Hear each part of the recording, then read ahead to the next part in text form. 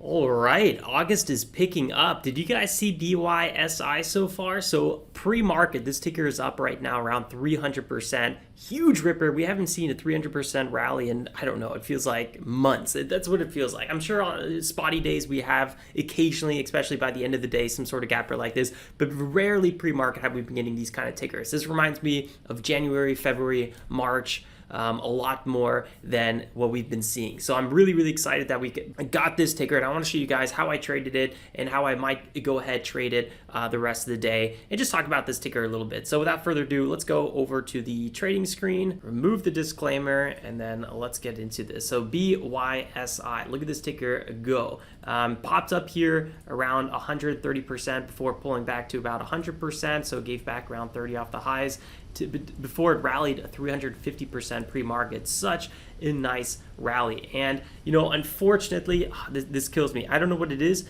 either the mailman or my landlord or something.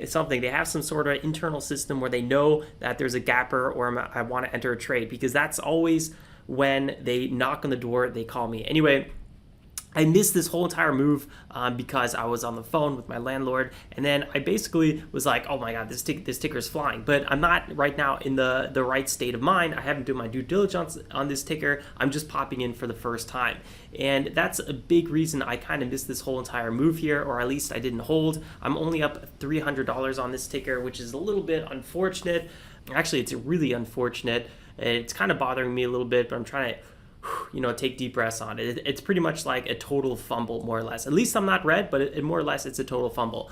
You can see I was trading this ticker with smaller size, around $3,000, and typically I want to be trading with closer to $10,000 is usually my halfway point, and then $20,000 is a full size. So I was trading this with tiny size. I'm talking about like 15% of my full size, and part of that is because it was an expensive ticker, so I was trying to reduce my shares. I would have been happy going along with about 300 shares, but every time I did one trade with 200 shares. But every time I was just quickly doing trades and kind of getting a little bit scalpy because I wasn't able to do my due diligence. I got off the phone and pretty much started trading right away, and that's typically not what you want to be doing. So at first we had a few tickers. We had ATHE, we had WHLR popping up, and Hood actually popping up as well. But all these tickers weren't really doing anything too significant. None of them were popping to the point where I was like, oh, I really want to trade this. This is looking really good.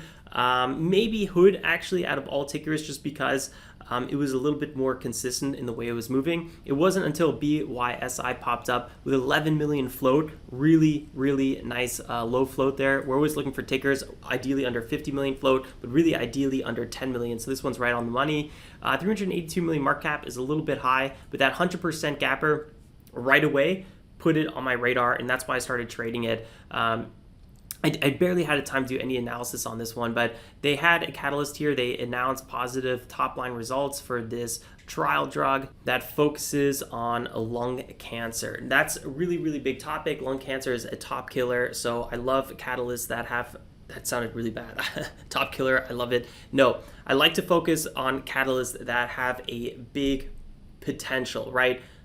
Government contracts, contracts with large companies, so a small cap working with a large company, biotechs that are researching some sort of drug that can affect the masses. Those catalysts tend to do very, very well, especially if it's really hard to put a specific price on it. That's why I'm not a big fan of earnings winners, for example, because if revenues go up 50% or even 100%, you can kind of calculate that getting priced in fairly quickly, and the stock, has no reason to be up 200-300%. Those tickers tend not to perform so well. It's really these kind of tickers that it's big news, low float, and you don't really know how strong the catalyst is. You just know it's a strong catalyst. Those are the ones that perform the best. So kind of kicking myself a little bit in the butt about missing this one, but it is what it is. Technically, there goes that front side, and right now I'm on that one front side a day challenge. So am I done trading right now? I don't know. I might be. We'll see. I'm already making the video, so if I want to be, I could be. If I do end up doing a little bit more trading after the market open, so be it. It would have to be a really, really good move, though. What I would be looking for, let's actually zoom out here a little bit.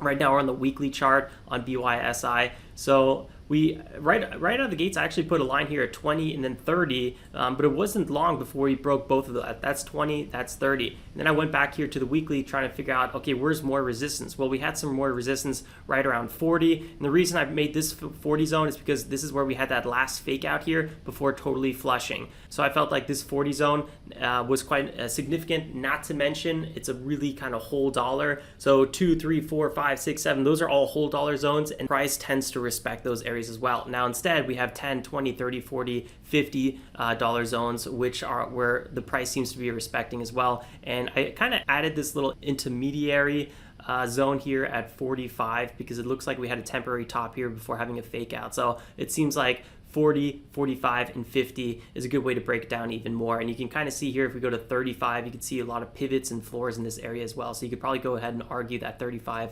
is kind of a somewhat significant zone as well. But for now, I really do think 20, 30, 40, and then obviously 50 are the main ones we want to be looking at. All-time high here at 48.49. So, if we get a breakout past 48.49, breakout past 50, this thing could keep on running. You never really know. Something worth talking about as well is the short float here is at 14, which isn't too high. I'm not super impressed about the 14 in terms of this ticker being a short squeeze. What I am impressed about though is the fact that the short ratio is 7.8. That's a really high short ratio. A lot of the short floats, even on the Wall Street bet tickers, don't even have those kind of short ratios. And basically what a short ratio is how many days based on the average volume it would take all shorts to cover. So for AMC, for example, short ratio here is only 0.46. So that should put it in perspective. It means based on the volume on AMC, shorts could cover in half a day of trading and boom, be gone. So that's why I think a short squeeze on AMC is, at this point somewhat unlikely.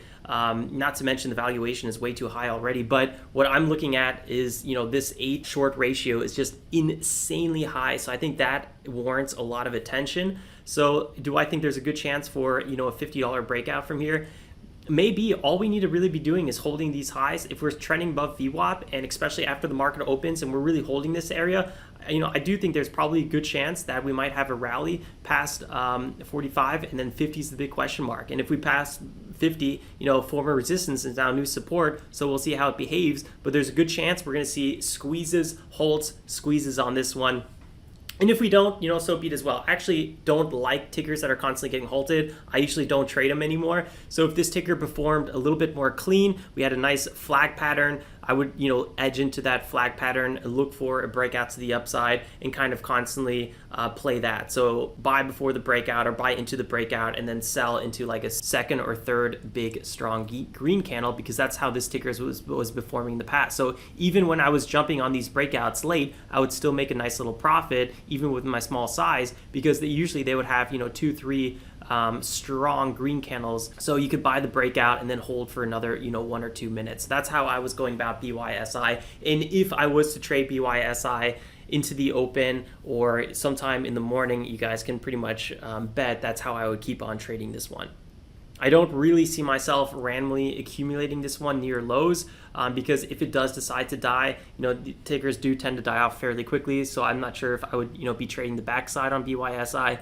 I would ideally be looking for more front side action. Originally today, I was actually going to make a video totally different, focused on how much a day trader makes on their first year trading. So I'll be focusing on a video like that later. So don't forget to subscribe if you're totally new and you want to check out that video when it comes out. For now, I did really just want to focus on BYSI. I found like it was a really interesting ticker because we haven't seen a ticker like this in a long time. So I'm really excited, not just alone for this ticker, but what it might mean for the small caps overall. I think the small cap market could be picking up if we see a little bit more like this. And I definitely know for a fact it's gotten a lot of traders excited. I know our Discord alone is super stoked about this move. Anyway, guys, that's all for now. Don't forget to drop a like on the way out. It's the easiest way to support the channel. Definitely consider subscribing if you're new. And like always, stay safe and make some awesome trades. Ciao, ciao.